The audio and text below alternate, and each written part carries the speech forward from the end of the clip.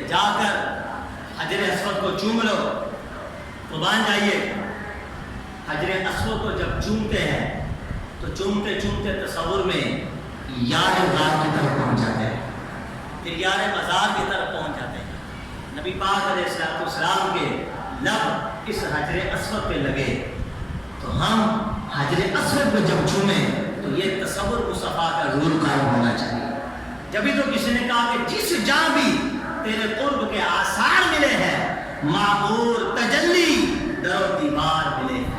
اب آپ اور میں عالم تصور میں کھو جائیے اور 14 صدیاں پیچھے چلے جائیے، صحابہ کرام کی سرمستیاں آنکھوں میں لائیے تو پھر پوچھئے اے عاشقان با وفا بتائیے مکہ کیا ہے، تو آواز آئی وطن دوست ہے۔ پوچھئے کعبہ کیا ہے، تو آواز آئی جمال دوست ہے۔ ارے پوچھئے صفا مروہ کیا ہے، تو آواز آئی کوہ دوست ہے۔ ارے پوچھئے حجر اسود کیا ہے، تو آواز آئے گی یہ یمین دوست ہے۔ پھر پوچھئے کہ زمزم کیا ہے، تو آواز آئے گی یہ جامع دوست ہے۔ ارے پھر پوچھئے کہ منتظم کیا ہے، تو آواز آئے گی یہ پہلو دوست ہے۔ ارے پھر پوچھئے یہ حتیم کیا ہے، تو آواز آئے گی آغوش دوست ہے۔ یعنی ہر چیز میں کمال کی نسبت کہ فلسفہ حج خلیل علیہ السلام کی دعاؤں، اسماعیل علیہ السلام کی وفاؤں اور حبیب اللہ علیہ السلام کی اداؤں کا نام ہے۔ یہ سارے نظارے جو ہم آنکھوں سے دیکھتے ہیں، جو کرتے ہیں، جو مناسک کے حج ہیں، ارے صفا مروہ پہ اللہ کی بندیاں چکر لگائے، اللہ اس کو اپنی عبادت کہتا ہے۔ اللہ کی عبادت و تلاوت ہے، عبادت و نماز ہے، حج روزہ زکات ہے، لیکن اللہ کی ولیہ نے جہاں قدم لگا دیے اللہ کو اپنی ولی کی ادا اتنی محبوب آئی کہ فرمایا اب یہ حج کا ایسا جز ہو گیا جو اس سے جدا نہیں ہو سکتا۔ جس نے صفا مروہ کی سعی نہ کر کے میری بندیاں کی ادا کو ادا نہ کیا، ہم اس کے حج کو کبھی بھی ادا نہیں سمجھے۔ یہ سب کیا ہے؟ یہ پیاروں کی اداؤں کا نام ہے۔ سب مل کے بولے حج کیا ہے؟ حقیقت میں پیاروں کی اداؤں کا نام ہے۔ قربان جائیے پھر حکم ہوا کہ جو حجر اسود کو چوم نہیں سکتا وہ دور سے استلام کرے۔ استلام یہ ہوتا ہے کہ دور سے اپنے ہاتھوں کو حجر اسود کی طرف کر کے یوں چوم لینا، یہ استلام ہے۔ حضرت عبداللہ بن عباس رضی اللہ تعالیٰ عنہ اس حدیث کے راوی ہیں۔ آپ فرماتے ہیں کہ نبی پاک علیہ السلام اپنی اونٹنی پر بیٹھے تھے اور حضور علیہ السلام حجر اسود کے ارد گرد گھوم رہے تھے کعبے کا طواف کرتے دوران۔ اشار الیہ بشیء عنده کبرا، حضور علیہ السلام نے کسی چیز کے ذریعے حجر اسود کی طرف اشارہ کیا اور پھر اللہ اکبر کہا اور پھر چوم لیا۔ اس سے پتہ چلا کہ اگر کوئی حجر اسود کو نہ چوم سکے تو وہ کم از کم استلام کر لے، یعنی یوں ہاتھ کر کے اپنے ہاتھوں کا بوسہ دے دے۔ حجر اسود کیا چیز ہے؟ نبی پاک علیہ السلام نے ارشاد فرمایا، مسلم شریف کی حدیث پاک ہے، الحجر الاسود یمین اللہ عز و جل فی الارض، فرمایا حجر اسود زمین میں اللہ کا دایاں ہاتھ ہے۔ زمین میں اللہ کا دایاں ہاتھ ہے، یعنی اللہ کی قدرت۔ جیسا کہ اللہ تعالیٰ جسم سے پاک ہے، جو اس کی شان کے لائق ہے، تو حجر اسود کا یہ مرتبہ اور مقام ہے۔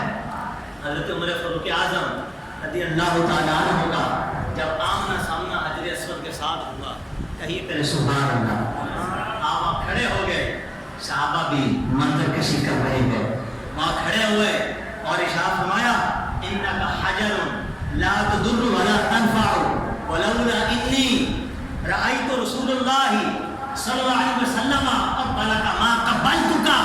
اے حجر اسود تو میرا پتھر ہے، تو نہ نفع دے سکتا نہ نقصان دے سکتا۔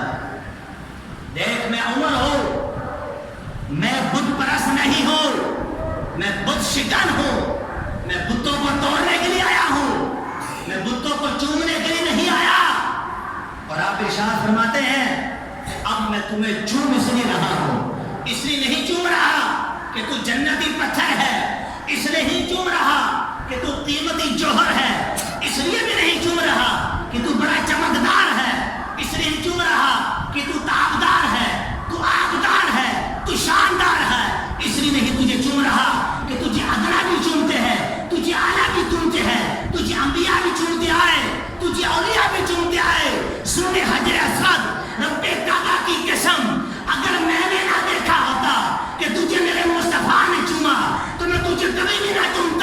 لیکن میں نے جب حبیب خدا کو دیکھا کہ مصطفیٰ نے اپنے لب تیرے منہ پہ لگائے، اب تجھے چومنا عمر کا ایمان بن چکا ہے۔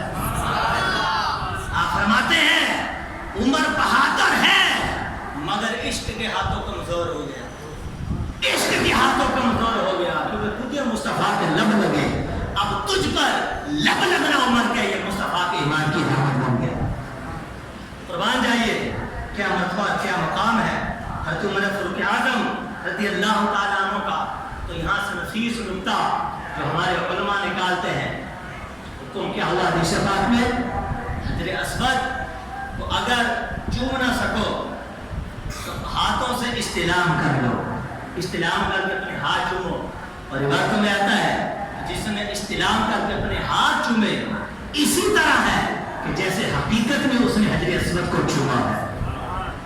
مجھے بتائیے یہ چوما کس لیے جا رہا ہے؟ اپنے دل سے فتویٰ پوچھیے، ان ملاؤں سے فتویٰ نہ پوچھیے جو تعظیم مصطفیٰ کے قائل نہیں ہیں۔ اپنے دل سے فتویٰ پوچھیے کہ حجر اسود کو کس وجہ سے چوما، تو آپ کہیں گے کہ حجر اسود کی تعظیم کی وجہ سے چوما جا رہا ہے۔ تو مجھے بتائیے جب حجر اسود کو تعظیم کے لیے چومنا در حقیقت حجر اسود کو چومنا ہے، تو جب نبی پاک علیہ السلام کا نام نامی اس میں گرامی آئے تو مصطفیٰ علیہ السلام کا نام سن کر اپنے انگوٹھے